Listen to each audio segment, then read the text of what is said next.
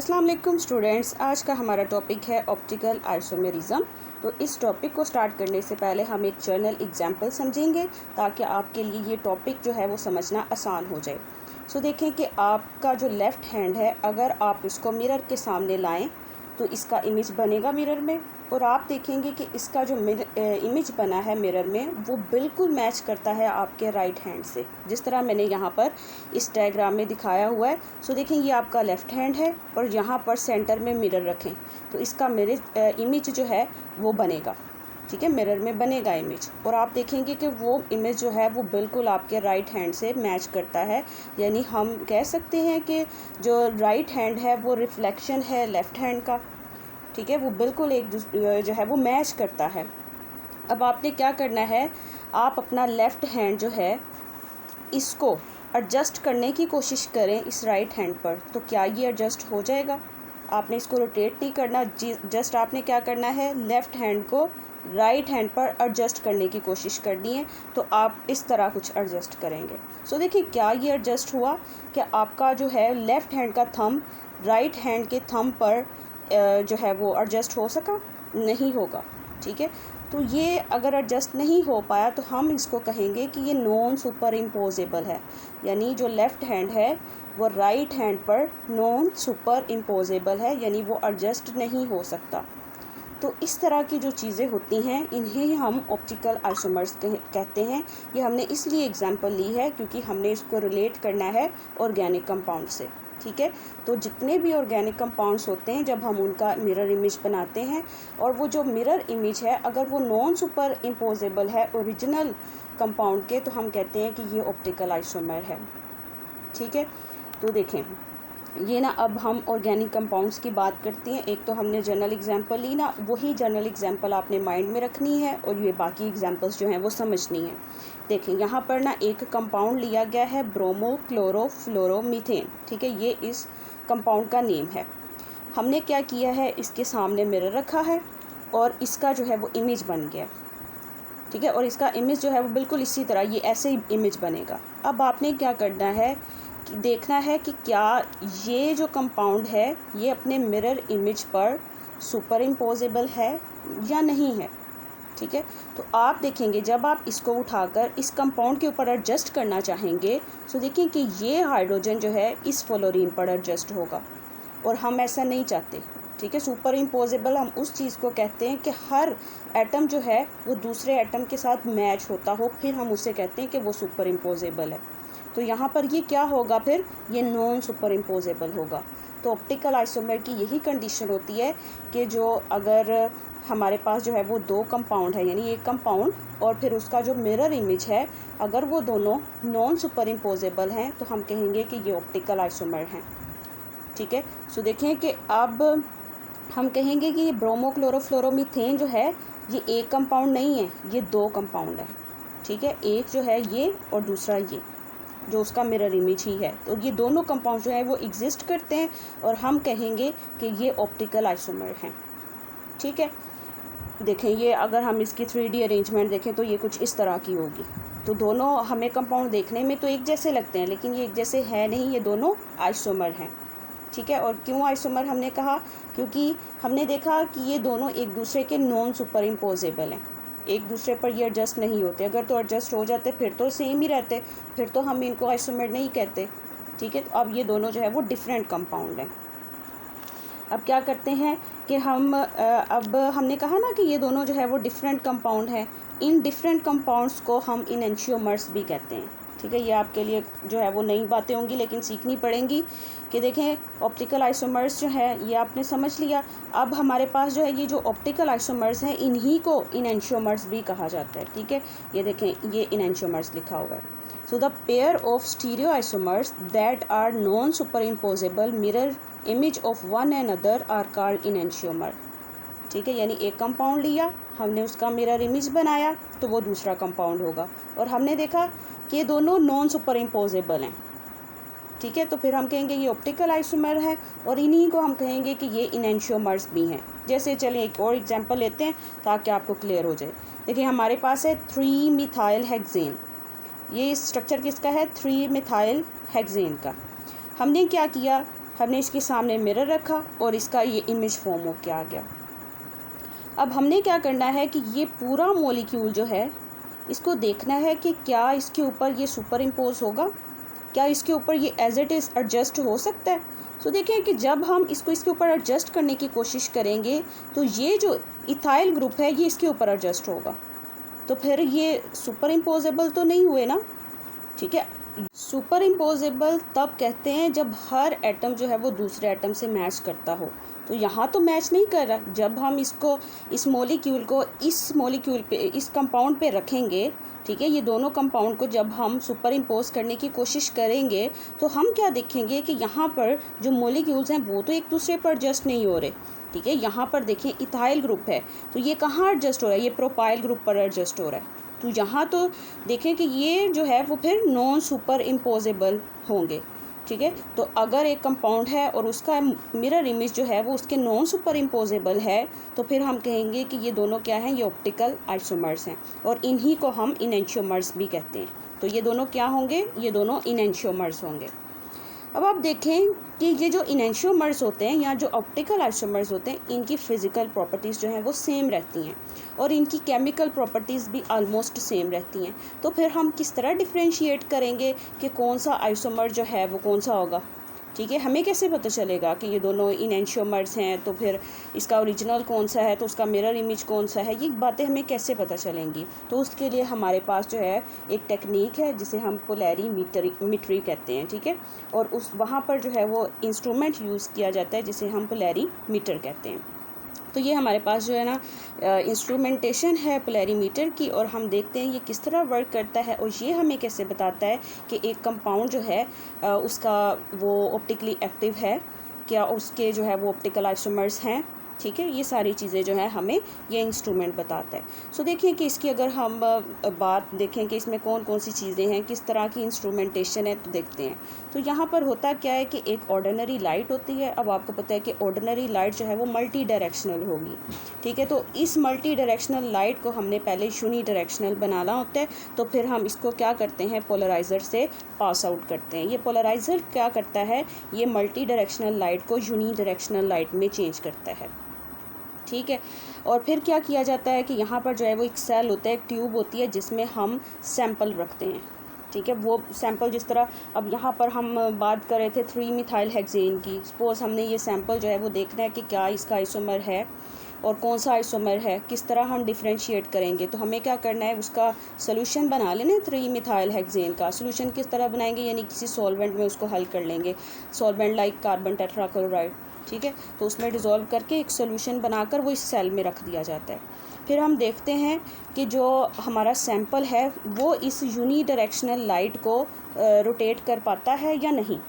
अगर तो रोटेशन हुई तो हम कहेंगे कि इसका आइसोमर है, और अगर रोटेशन ना हुई फिर हम कहेंगे कि ये ऑप्टिकली इनएक्टिव है और इसका जो है वो मतलब ये जो है वो ऑप्टिकली इनएक्टिव होगा, आइसोमर इसका नहीं होगा। यानी क्या मतलब, ये देखें ये लाइट जो है ना ये हमारे पास यूनी डायरेक्शनल है, तो ये लाइट जो है वो रोटेट करेगी, या ये जो है वो राइट साइड पर रोटेट करेगी या ये लेफ़्ट साइड पर रोटेट करेगी, और यही रोटेशन हमें बताएगी कि कौन सा आइसोमर जो है किस कंपाउंड का है। ठीक है, तो यहाँ पर देखें जिस तरह ये दिखाया हुआ है। अब यहाँ से लाइट तो देखो यूनी डायरेक्शनल थी, एक डायरेक्शन में थी, तो देखिए इसकी डायरेक्शन जो है वो एंटी क्लॉकवाइज हो गई। ठीक है, तो इस तरह हमें जो है वो आइडिया हो जाता है कि आइसोमर कौन सा है। और यहाँ पर हमने एक डिटेक्टर लगाया होता है, एनालाइज़र लगाया होता है, जो हमें डिटेक्ट करके ये सारी चीज़ें बताता है। ठीक है ना, तो इस तरह जो है ये पोलैरीमीटर वर्क करता है। अब आप देखें कि ये बात जो है वो आपने समझनी है कि कब जो है वो लाइट एंटी क्लॉकवाइज रोटेट होगी और कब जो है वो क्लॉकवाइज रोटेट होगी। अब देखें ये जो ना इनेंशियोमर्स हैं ना, ये 2 तरह के होते हैं, या ये लीवो रोटेटरी हो सकते हैं या डेक्स्ट्रो रोटेटरी हो सकते हैं। ये लीवो और डेक्स्ट्रो क्या है, ये किस बेसिस पे, ये लाइट की रोटेशन की बेसिस पे। पॉसिबिलिटीज़ तो 2 ही है ना, तो या तो लाइट जो है वो क्लॉकवाइज रोटेट होगी या एंटी क्लॉकवाइज रोटेट होगी, या थर्ड पॉसिबिलिटी भी अगर हम बना लें कि लाइट रोटेट होगी नहीं। अगर तो होगी नहीं फिर तो हम कहेंगे नहीं कि ये जो कंपाउंड है वो ऑप्टिकली एक्टिव है, फिर हम नहीं कहेंगे। ठीक है, पॉसिबिलिटीज़ 2 ही हैं, या क्लॉकवाइज या फिर एंटी क्लॉकवाइज। तो अब आप देखें कि यही जो है डायरेक्शन ही जो है ये हमें बताएगी कि कौन जो है वो कौन सा आइसोमर होगा। जिस तरह देखें, सपोज़ करें कि अगर ये हमारे पास जो है वो लाइट है, ये यूनिडायरेक्शनल लाइट थी, ठीक है। सपोज़ करें कि इसने जो है वो रोटेशन शो की इस डायरेक्शन में, तो ये डायरेक्शन कौन सी होगी? ये क्लॉकवाइज डायरेक्शन होगी। तो अगर डायरेक्शन जो है वो क्लॉकवाइज है तो हम कहेंगे ये कंपाउंड डेक्स्ट्रो रोटेटरी है, ठीक है। इसको हम क्या कहेंगे? डेक्स्ट्रो रोटेटरी, और इसको हम पॉजिटिव साइन से शो करेंगे। आपने देखा होगा कुछ कंपाउंड के साथ प्लस साइन लिखा होता है, तो फिर आपको समझ जाना चाहिए कि इसका एक और आइसोमर भी होगा। और अभी जो हमें कंपाउंड दिखाया जा रहा है ये डेक्स्ट्रो रोटेटरी है, यानी ये पोलराइज्ड लाइट को जो है वो रोटेट करता है क्लॉकवाइज डायरेक्शन में, ठीक है। और हो सकता है कि ये लाइट जो है वो इस डायरेक्शन में मूव करती, फिर हमारी ये डायरेक्शन बननी थी ना, और इस डायरेक्शन को हम कौन सी डायरेक्शन? एंटी क्लॉकवाइज कहते हैं। तो अगर तो कंपाउंड एंटी क्लॉकवाइज रोटेट कर देगा लाइट को, तो हम कहेंगे कि वो लीवो रोटेटरी है, और इसको हम नेगेटिव साइन से शो करते हैं, ठीक है। अब आप जब भी देखेंगे कंपाउंड के साथ जो है अगर प्लस और माइनस लिखा हुआ है तो आपने समझ जाना है कि यहाँ जो है वो इसके आइसोमर होंगे, और अगर प्लस लिखा हुआ है तो ये कौन सा आइसोमर है? ये डेक्स्ट्रो रोटेटरी है। और अगर माइनस लिखा हुआ है यानी ये लीवो रोटेटरी है, ठीक है। लीवो रोटेटरी मतलब जो लेफ़्ट साइड पर लाइट को रोटेट करेगा, और डेक्स्ट्रो रोटेटरी वो होगा जो राइट साइड पर लाइट को रोटेट करेगा, ठीक है। यहाँ पर मैंने लिख भी दिया है। अब आप देखें कि ये जो होता है ना वर्ड जो है वो डेक्स्ट्रा, ये अगर हम बात करें तो ये लैटिन वर्ड डेक्स्टर से निकला हुआ है, ठीक है ना, ओरिजिनेट हुआ है। तो इसका मतलब होता है राइट। और इसी तरह जो है ये लेविस, ठीक है, इसका मतलब होता है लेफ़्ट। तो ये भी आपने जो है वो चीज़ें याद करनी है, छोटी छोटी सी हैं। सो देखिए, the isomer which rotate the plane of polarized light in clockwise direction is called dextro rotatory. अब प्लेन ऑफ पोलराइज्ड लाइट, ये वो लाइट है जो यूनी डायरेक्शनल है, ठीक है।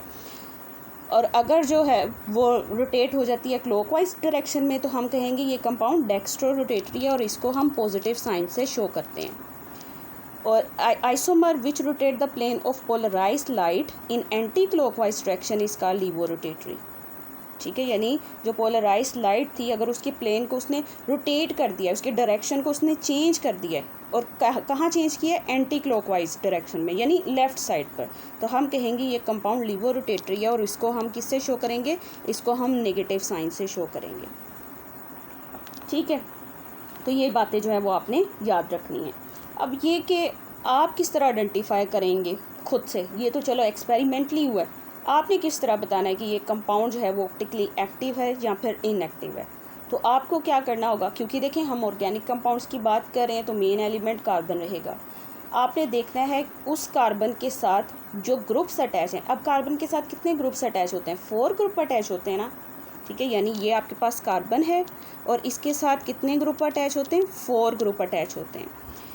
और अगर ये चारों ग्रुप डिफरेंट हैं तो हम कहेंगे कि कंपाउंड जो है वो ऑप्टिकली एक्टिव होगा, यानी ये प्लेन ऑफ पोलराइज्ड लाइट को रोटेट करेगा, ठीक है। सो ये जो कार्बन है ना, इसको हम कहेंगे कि ये कायरल कार्बन है। कायरल कार्बन ऐसा कार्बन होता है जिसके साथ 4 डिफरेंट ग्रुप अटैच हों, और वही ऑप्टिकली एक्टिव होते हैं। तो देखें, molecules have carbon atom bonded to 4 different groups are called chiral molecules, ठीक है। और इसी को हम कायरलिटी कहते हैं। और ये जो कार्बन होगा इसे हम कहेंगे कि ये कायरल कार्बन है, चारों ग्रुप डिफरेंट। अब मैं ना एग्जांपल बताती हूँ जो हम पीछे डिस्कस कर रहे थे। ये देखें, अब आप देखें कि ये कौन सा कार्बन है? ये कायरल कार्बन है। क्यों? क्योंकि इसके साथ देखें चारों ग्रुप जो है वो डिफरेंट हैं, एक भी ग्रुप हमें सेम नहीं नज़र आ रहा। तो फिर ये मिरर इमेज बनाएगा, और इसका जो मिरर इमेज है वो हमेशा नॉन सुपर इम्पोजेबल ही होगा, ठीक है। तो फिर ऐसा जो मॉलिक्यूल, ऐसा जो कंपाउंड है वो क्या होगा? वो ऑप्टिकली एक्टिव होगा, वो पोलराइज्ड लाइट को रोटेट करेगा, ठीक है। जो ये बातें आपने याद रखनी है। उसके बाद देखें कुछ मॉलिक्यूल्स होते हैं जिनके पास जो है वो कायरल कार्बन नहीं होता, तो उनको आपने क्या कहना है? वो ए कायरल है। तो ए कायरल जो हैं वो सुपर इम्पोजेबल होते हैं, तो वो ऑप्टिकली एक्टिव नहीं होंगे, वो इनएक्टिव हैं, वो प्लेन ऑफ पोलराइज्ड लाइट को रोटेट नहीं कर सकते, ठीक है। यानी उसकी डायरेक्शन जो है वो चेंज नहीं होगी।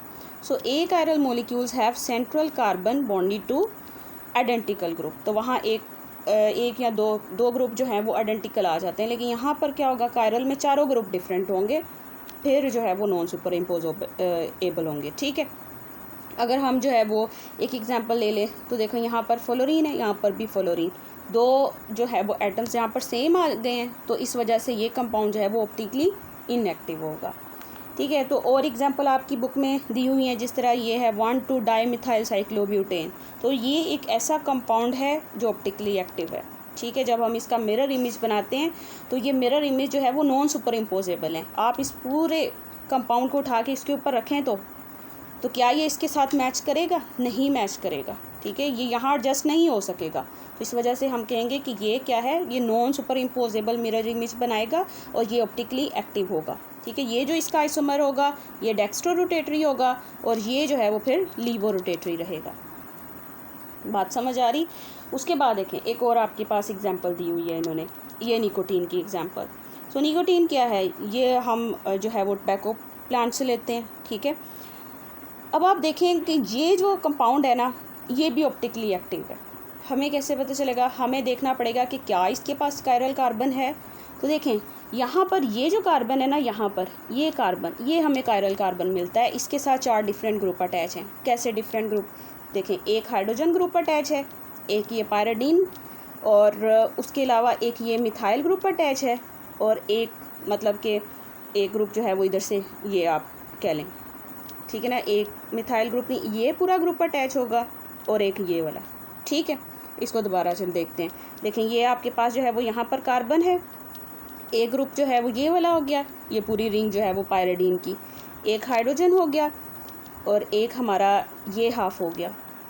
ठीक है, इस तरह जो ना इसको इसकी जो है वो कट कर लेते हैं और एक हाफ जो है वो ये वाला बना लेते हैं। ठीक है, इस तरह जो है वो 4 डिफरेंट ग्रुप इसके साथ अटैच होते हैं, इस वजह से ये भी ऑप्टिकली एक्टिव माना जाता है। ठीक है, यानी ये प्लेन ऑफ पोलराइज्ड लाइट को रोटेट करेगा, यानी इसके भी जो है वो आइसोमर होंगे।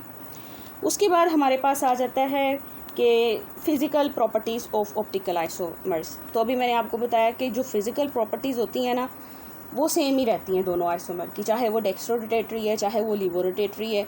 तो फिज़िकल प्रॉपर्टीज़ लाइक उनके मेल्टिंग पॉइंट्स हैं, बॉइलिंग पॉइंट है, डेंसिटी है, सोलेबिलिटी है, वो सेम रहती हैं। जबकि हम अगर इनकी केमिकल प्रॉपर्टीज़ की बात करें तो अगर तो इनका रिएक्शन ऑप्टिकली इनएक्टिव कंपाउंड के साथ होता है, फिर तो इनकी केमिकल प्रॉपर्टीज़ चेंज नहीं होती। ठीक है, और अगर इनका रिएक्शन जो है वो किसी ऑप्टिकली एक्टिव कंपाउंड के साथ हो, फिर स्लाइट डिफरेंस आ जाता है। ठीक है, आपकी बुक में लिखा हुआ है कि कोई डिफरेंस नहीं रहता, लेकिन थोड़ा बहुत डिफरेंस आएगा जब इनका रिएक्शन जो है वो ऑप्टिकली एक्टिव कंपाउंड्स के साथ होता है। ठीक है, उसके बाद जो है वो कहा गया कि ये जो ऑप्टिकल आइसोमर्स होते हैं ना, अगर हम इनकी बात करें बायोलॉजी के हिसाब से, ठीक है, तो एप्लीकेशन देखें बायोलॉजी में तो इसकी डिफरेंट एप्लीकेशन है। ठीक है ना, वहाँ जो है वो इनका डिफरेंस होता है, यानी इनके रिएक्शन जो है वो बॉडी में अगर हम देखें तो डिफरेंट रहते हैं। जिस तरह इन्होंने कहा हुआ है अमाइनो एसिड है, तो अमाइनो एसिड जो है इसके भी आइसोमर होते हैं, इनएंशियोमर जिसे हम कहते हैं। तो एक जो इनएंशियोमर है वो बिटर इन टेस्ट होता है और दूसरा जो है वो स्वीट इन टेस्ट होता है। ठीक है, और फिर जो है वो लिमोनिन की बात की हुई है। ठीक है, लिमोनिन जो है वो आइसोमर है जो कि लेमन में भी मौजूद होता है और ऑरेंज में भी मौजूद होता है। अब सिर्फ लिमोनिन की वजह से इन दोनों का टेस्ट भी डिफरेंट है और इनकी जो स्मेल है वो भी डिफरेंट होती है, सिर्फ लिमोनिन की वजह से। ठीक है, इसमें जो है ये हमारे पास ये जो ऑरेंज है, इसमें जो है वो डेक्स्ट्रो रोटेटरी लिमोनिन पाया जाता है और इसमें जो है वो जो लीवो रोटेटरी है वो पाया जाता है। ठीक है, आइसोमर, और सिर्फ इसी आइसोमर की वजह से इन दोनों का जो है वो डिफरेंट मतलब टेस्ट रहता है, डिफरेंट जो है वो स्मेल रहती है। ठीक है, ये लिमोनिन की जो है वो एक दिखाया हुआ है कि ये कंपाउंड जो है वो किस तरह दिखता है। ठीक है, तो ये आज का जो था वो हमारे पास टॉपिक था। अगर आपका इसमें से कोई भी क्वेश्चन है तो वो आप पूछ सकते हैं।